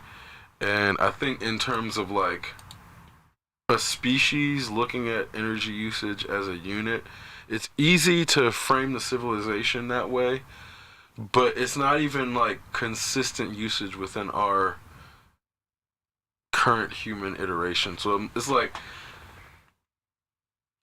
is a type 1 civilization gonna have that same imbalance? I would hope not, but the way that they're framing it is not even really clear. So I think there's these elements of like having so much focus of how we rate the different civilizations based on energy usage, which then ignores things like, well, is that energy usage evenly distributed among society? Because if like 1% of the people control a galaxy level energy source, that's the empire. That's the Death Star. That's what that's supposed to represent, is like one person or one entity or one family controlling a galaxy's worth of power. That's not... Is that an advanced civilization? Because it's advanced technology, but is that civilization anything but feudal? To me, it sounds feudal and medieval, whatever the fuck you want to call it. It sounds regressive. But if we're just gonna base, yeah, they had lasers on in that movie Krull, with the where the guy had to go look for the glaive. Yeah. Like even it's feudal as fuck. He was feudal. They had but they had Super lasers feudal. and feudal armor system, and they rode horses and. a lot of this sci-fi is feudal, and in the context of a society we're still feudal, but we have shed our overt feudal labels that were associated with like the previous eras of feudalism. So our feudalism is more covert now, but it's definitely still there. So it's gonna be natural that our sci-fi is feudal. The kingdom of Amazon exists on the internet. Yeah. And the kingdom of Walmart exists interdependently on the internet and in the physical realm. Of PlayStation and fucking Xbox. Yeah. You know, it's like there's all these different feudal lands where there's a bunch of vassals that are serving their lords, and they want to like make it seem like, oh yeah, I'm fucking Xbox house. But it's like, do you even own any Xbox or any fucking Microsoft stock? No. Meanwhile, in the land of like Berkshire Hathaway, where they speak in the ancient tongue of Morgoth.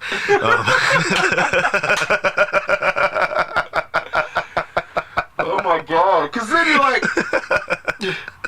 all these people who are like House Fox News, and it's like they're not getting anything but fear. Yeah. From the House of Fox News. Oh man. But they're still like gonna vassal for that Lord Murdoch.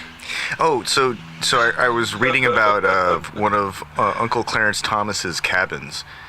Like he's still embroiled in this thing where he accepted, donations from some mega donor, but he didn't report any of it. And so now there's been action to they've been trying to investigate this stuff. They're like, people are trying to figure out like, hey, what happened? What is this money that didn't get reported? Because there are financial records from the billionaire guy, and somebody had to sign those checks that paid for his grandson to go to a really private school, and so he's been getting millions upon millions of dollars in, unreported contributions for decades at this point. Jeez.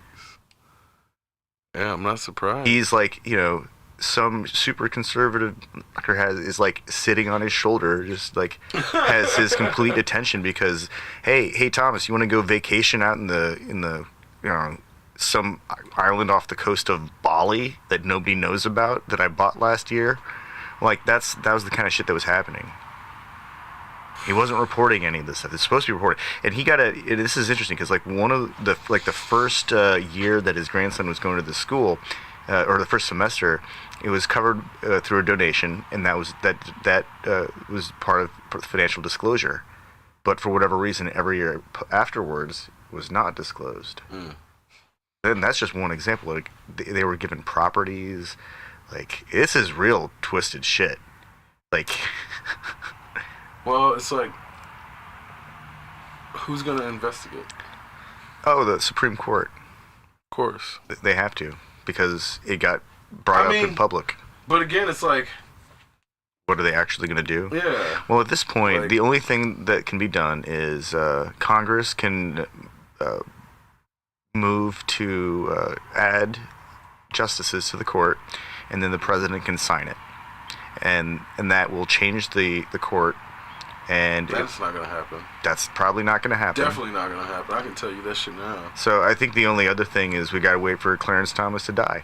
He doesn't seem to be in poor health, so it's not going to. That's probably not going to happen because he's like fucking Lord Vader or some I know. shit too. Like, I'm going to assume he's not going to die.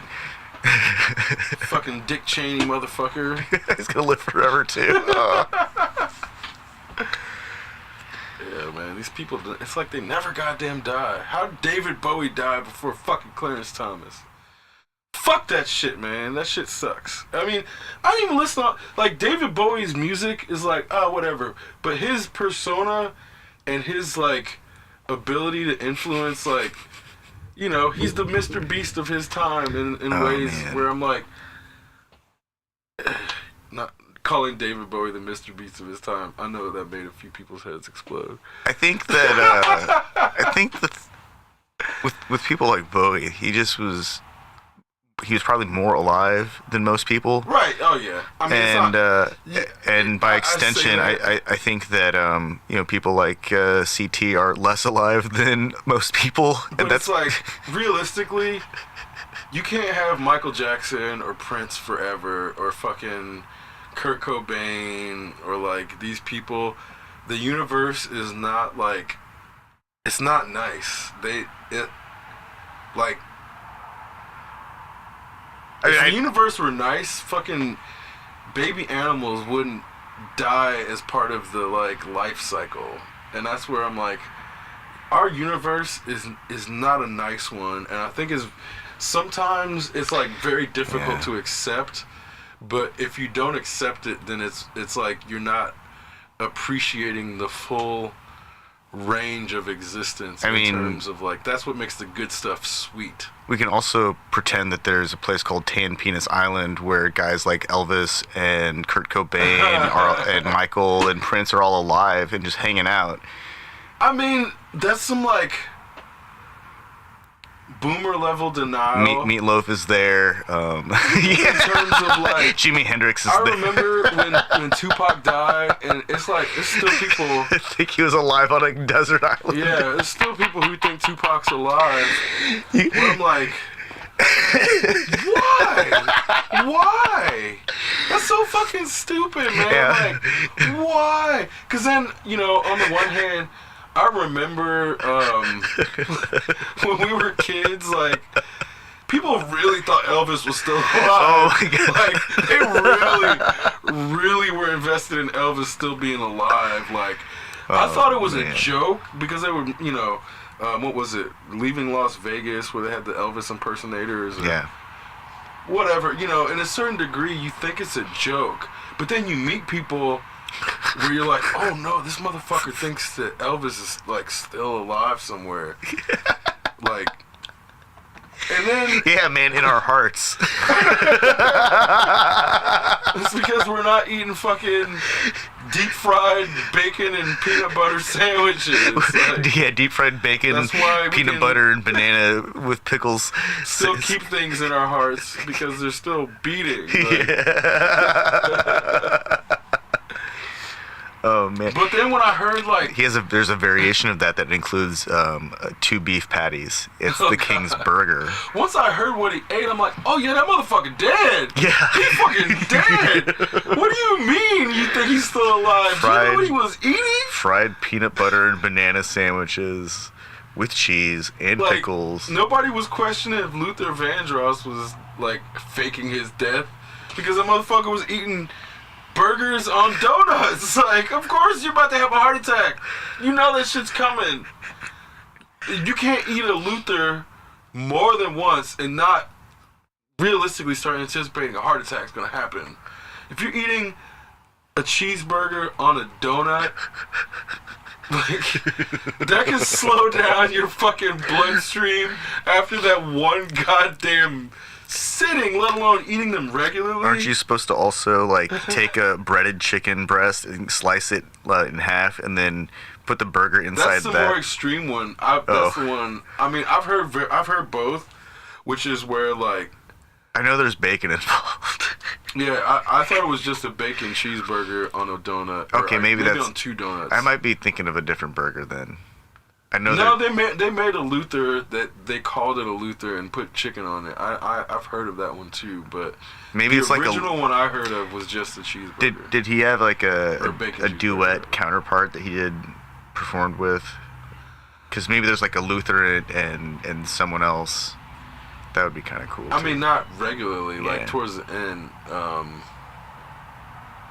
Because then he was supposed to do a duet with Aretha Franklin, and one of them called it off at the last second, and they were like supposed to do duets. Oh, so I forget which one I got it. called I got it. A donut chicken bacon I think burger. Aretha called it. A donut bacon chicken cheeseburger is a Luther and Aretha because the chicken split.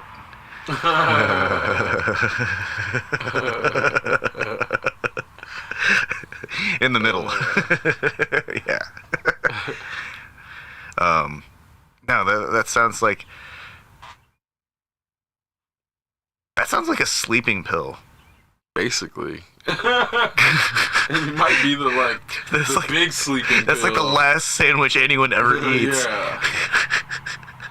No, I've definitely I've had a couple. Does it have maple syrup on it too? I mean, you could if you really wanted to. There's no need. It's already gonna fucking spike your goddamn insulin. Like, it comes with like a waffle for a napkin, right?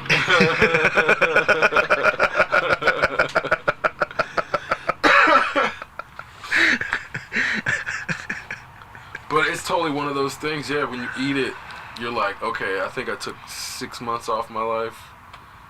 You feel it.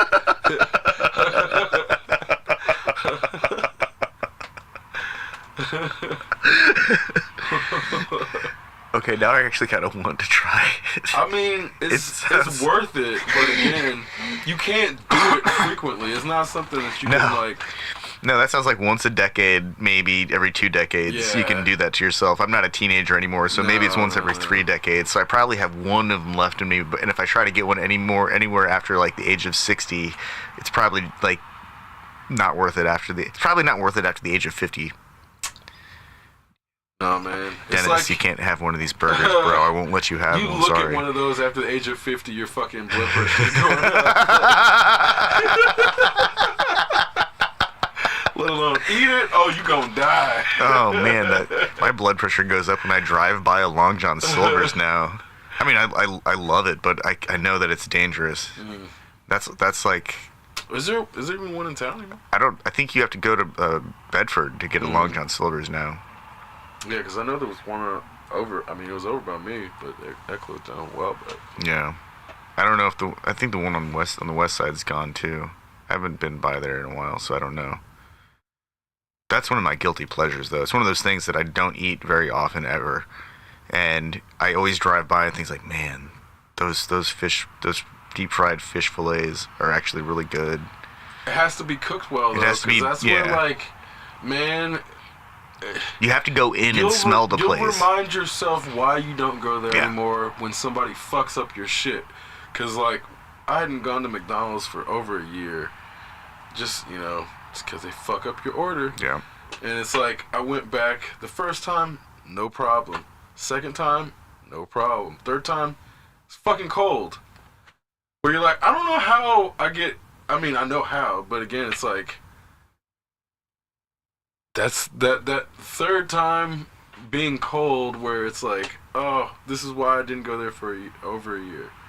Because inevitably, you're going to get a cold burger, you're going to get cold fries, or the fries are stale, or something's wrong with your shit because it's mass-produced and it's not, like, nobody cares about your fucking experience. Like, they're just trying to make their money, and that's fine. But nobody gives a fuck if your burger is good when you go to McDonald's, or if you go to Long John Silver, they don't actually give a fuck. Nope. If your fish/chicken is good. Yeah, the only way that I will eat Long John Silver's at this point is I have to go inside and smell the place. Mm-hmm. And if the oil smells old and burnt, I walk out. But if the oil doesn't smell if it doesn't smell like oil, that means that they keep the place clean. That's why I can't go to Dunkin' Donuts. Oh man, Dunkin' Donuts is so sad now. They don't reliably change their fucking grease. It's like you want to go because it's so close, but you can't because it's probably gonna taste like fucking burnt, dirty grease, whatever you order. That's actually the reason that I don't like their coffee, even if their donuts are okay. It's that their coffee tastes weird to me. Mm-hmm. And it tastes completely different if I make it like from a bag at home. And I think it's because they make it in like on site with all the donuts. I think whatever like if there's oil that's being heated, it's gonna go into the local like atmosphere. Yeah. Which is where then you're getting that dirty oil in your coffee. Yeah. Because this is where it's like builds up on the inside of the. I didn't think it was that bad in terms of like bad. How particles move until our couch started, like, we had a vinyl couch and the vinyl started coming off. Well, that shit started getting in my computer fans. And it was sticking and making my computer fans sticky. And I'm like, this is fucking 20 feet away. Like, I've never seen this on my shit before. What's that doing to my lungs? So then I'm like, okay, we need to get an air filter. And it's like immediately, I can tell the difference in terms of clean air, like, helps you think better and, like, just sleep better. There's all these benefits to it. But that's when I'm like, what kind of, like, plastic particles or whatever from all this stuff is getting into our lungs? Because it can't be none. But then you find out, like, that's why they're called forever chemicals, because they stay in our bodies forever. Yeah, our bodies have we can't get rid of them. Yeah. Our bodies don't even know how to encapsulate them so that they don't cause problems. They'll just continue to cause problems. And that's where it seems like forever chemicals have probably been a problem for like the last 150 years, maybe slightly longer. I think, they've been around forever. I mean, the unnatural ones. Oh, like the antifreezes and the inorganic compounds. Yes. Yeah. Those are the ones I'm talking about in terms of, like, man, the entire pesticides, the entire list. The plastics. Let's see, all of the because microplastics are entirely man-made. All of the chemicals that end in con or ron or on. I guess on is the common one. If it ends in on, it's probably off. I'm thinking of like Zyklon and and ron. No, that's not a chemical. Well, at the same time, though, it's not like well, not with forever chemicals. They're an exception, but it's not a permanent problem if we act on things. So I was just reading about like, when we were younger, they were trying to close the hole in the ozone layer, and it's like, well, through international government cooperation, they banned Chlorofluorocarbons. yeah, and doing that made it possible to actually close that fucking hole. Yeah. So I think there's this notion of like, if there's global will behind something, we can like protect our planet if we really want to. So, as a result, one of the outcomes of industrialization in Africa with the assistance of the Chinese is there's now a heavily industrialized region in the the belt of Africa, along the Belt Road Initiative thing, that whole super interstate. And it produces enough industrial crap that every summer a hole forms over the Atlantic Ocean between Africa and South America. And sometimes it's real bad, like real horrible bad. Well, okay. So industrialization is still happening, and it still presents a problem, and that's like one of those things that I don't read enough about because there isn't enough reporting on it, because South America doesn't seem to. That's the least of their problems right now. I mean, Brazil, a hole in the ozone is not big on Brazil's list of things to contend with, and it's pretty evident by everything that we can see coming out of Brazil. South America in general seems to be pretty unstable. I mean, I definitely like, at least in our news feeds, that's definitely like how it's being portrayed. Yeah. So it's like I don't necessarily doubt that the accuracy of those things in terms of like the instability being present so much as like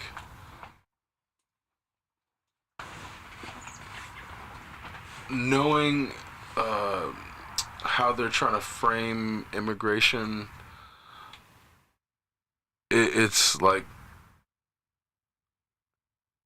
those things being shown have definitely a purpose in terms of trying to make people feel a certain type of way about immigration instead of like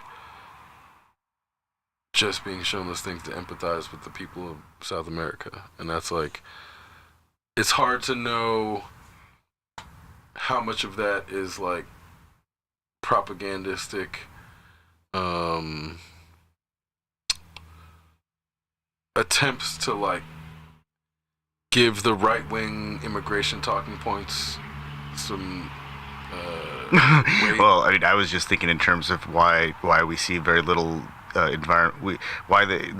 there's little environmental concern or messaging coming out of South America about a hole in the ozone. I just don't think it's a big concern anymore. I think that. I mean, you'll hear a lot about destruction of indigenous forests, though. Yeah, it's true. And there's a lot of activism in South America trying to stop destruction of indigenous forests. So it's like it's focused on that. Yeah, I think they got enough of a problem with that. Well, that's what I mean is that I think that like a hole in the ozone is actually like, a nation state level thing. That's not that's not the kind of thing a local environmental action group or committee can really do anything about. Mm-hmm. That's something that needs like cooperation between multiple state level entities to actually address. So and by state I mean like big states like Germany is a big economic powerhouse in Europe right now. If Germany says, hey France, we needed to do something about something, Germany and France are like, okay, we have money, let's go do it. And they have to do it because they know that if they don't, then shit's just going to get fucked up. And weird shit happens in America and nobody wants to do anything about it. The federal government's like, God, Well, I guess it's our job. We've got to do something because the states aren't going to do anything about it.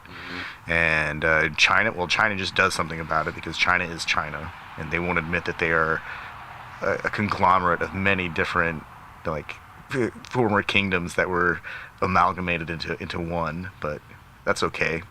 Maybe someday they'll admit that. But I was just thinking, it feels like we've started to get into the election cycle international news freeze where I'm like, when's the last time you've heard anything about North Korea? Oh, they were firing some rockets again. You know, anytime North Korea does something that has to do with rockets, they're also mad about. This is like a repeat of 10 years ago. They're kind of mad about U.S. involvement in South Korea still. Kim Jong-un's sister is being more prominently featured in the media, making bold statements because she's scary as fuck. I mean, like, she's actually kind of scary.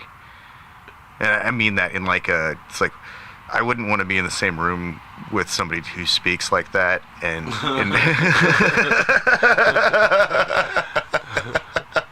just real uncomfortable.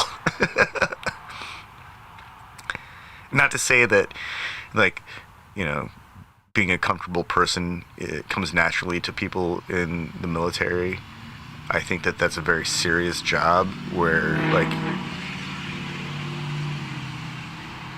yeah, big truck, ruin your exhaust system. Let us know how bad your shit's running. Anyways, I don't think it's easy for people in that line of work to be comfortable people.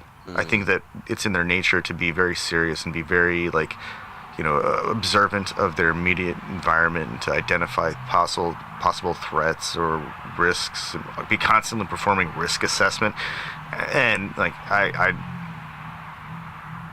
that doesn't seem like very much fun to me. I'm not sure if that person has fun on a level that I appreciate. I mean, their version of fun might be like work to me. I'm projecting, of course. Or their level of fun might be, like, involve explosives and other things that I'm not actually into. So who knows? I don't.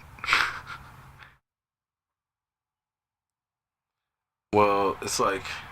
Also, I have no idea what, like, the people of in the military of North Korea are like, other than, like, watching people march and stand very still. So it's, like, even weirder, like, because, like, she's just, like... You don't have to create villains in movies when they're living examples of people that are just, their presence is alarming and nerve-wracking, anxiety-inducing, and I can't even understand a word she says, which is even weirder.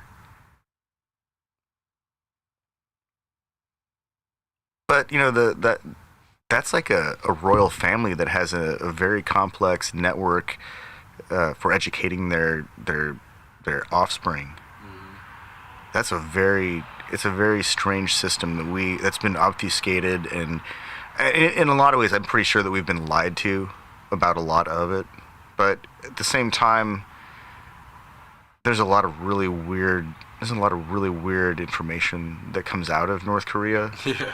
And like, whenever I listen to somebody talk about the place, somebody who escaped North Korea, like, they're so strange. Like, the things they say, one moment they are talking about the worst form of communism, and then, like, they slip back into some old habit where they describe something like with rose-colored glasses, and then immediately switch back to, like, code switch back to being very serious about how this is all problematic. It's really, maybe that's just like a demonstration of how effective that kind of brainwashing is, if that's what it is, or indoctrination, or who knows.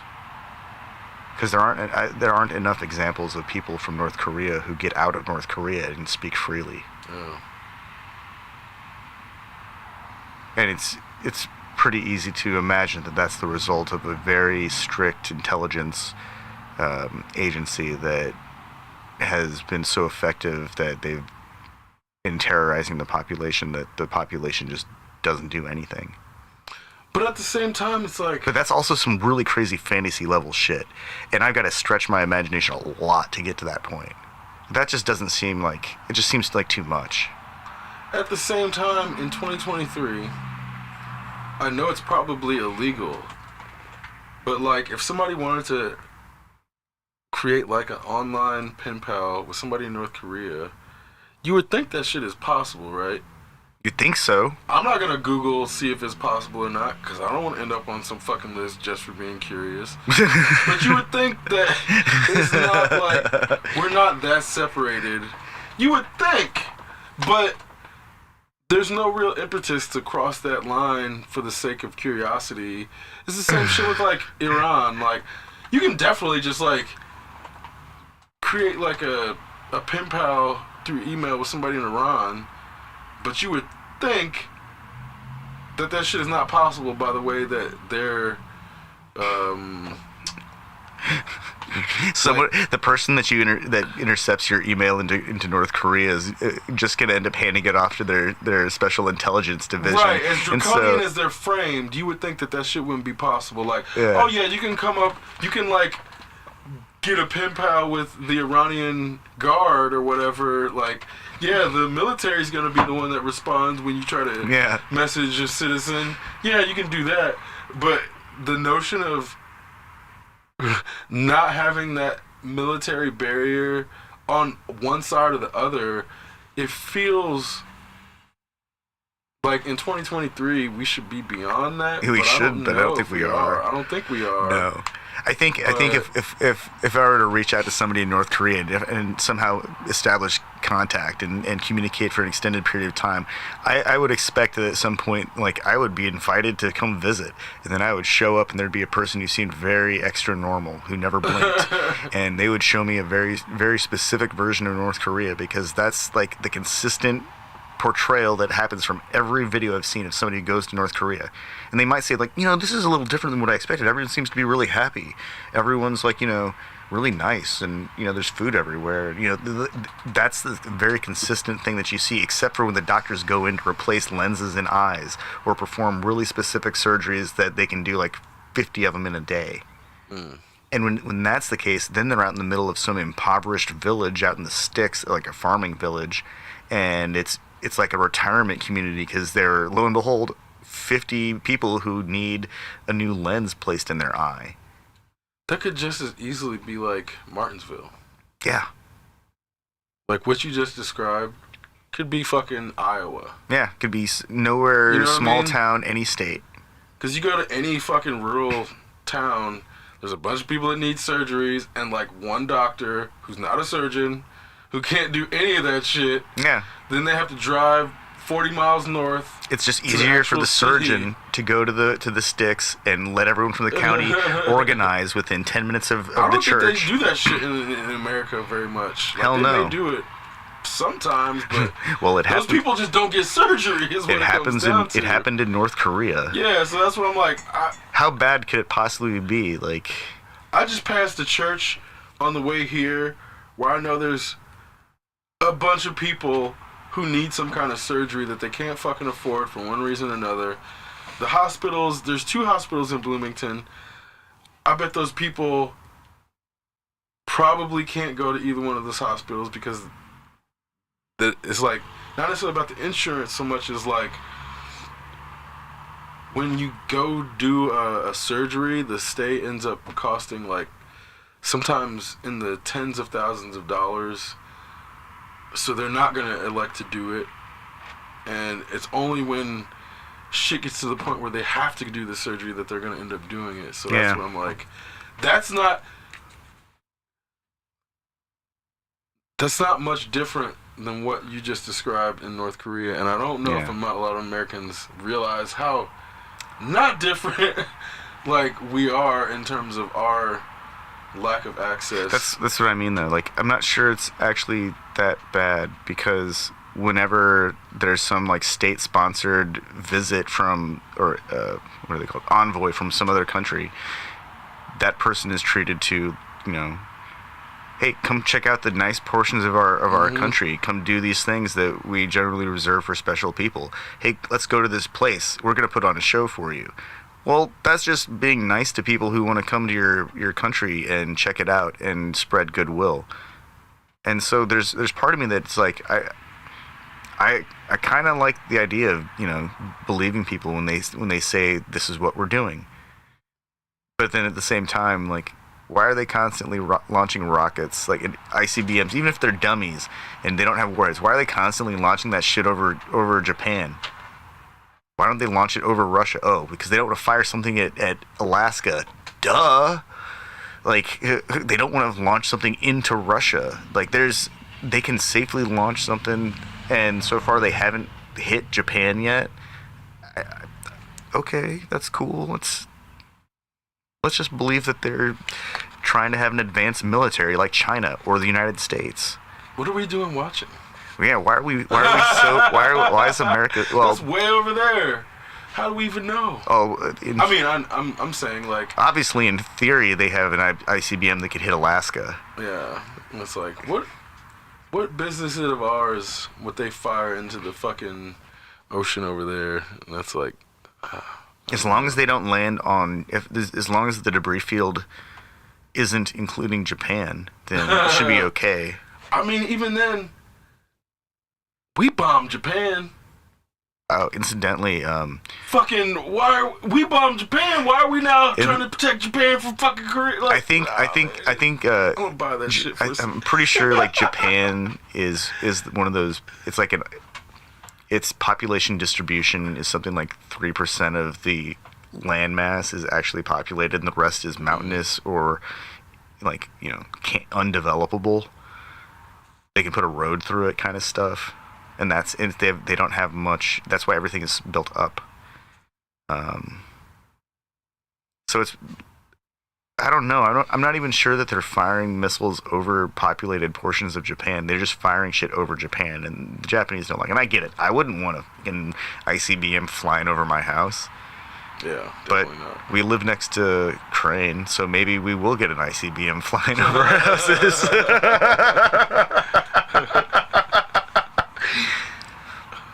I don't know. Everything that I'd read about China, like, was an exaggeration once I got to China and saw what the place was actually like.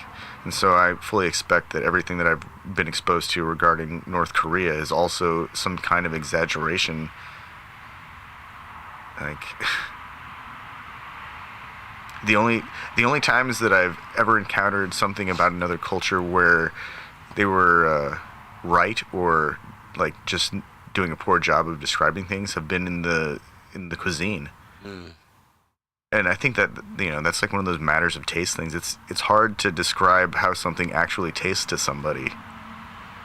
When Anthony Bourdain talked about the wet burgers in Istanbul, that was the most accurate thing ever. Because I've had the wet burgers, and I saw him talk about them, and he was like, yes, this is like the best thing ever, but they're fucking super cheap, and it's like street food, where I'm like, it sounds like some crazy shit, but that's where I'm like, nope, that was one of the most accurate TV segments ever.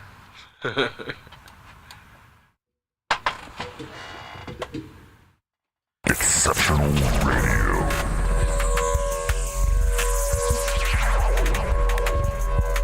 Exceptional Randos shows produced live in Sunroom Studios' Base Capsule. Remember to catch our Exceptional Randos live stream on YouTube every Sunday between 2 and 4 p.m. Eastern Standard Time. And if you have a story, idea, or question that you would like to share, we want to hear from you. Thanks for listening. Well, that was random. Exceptional Radio.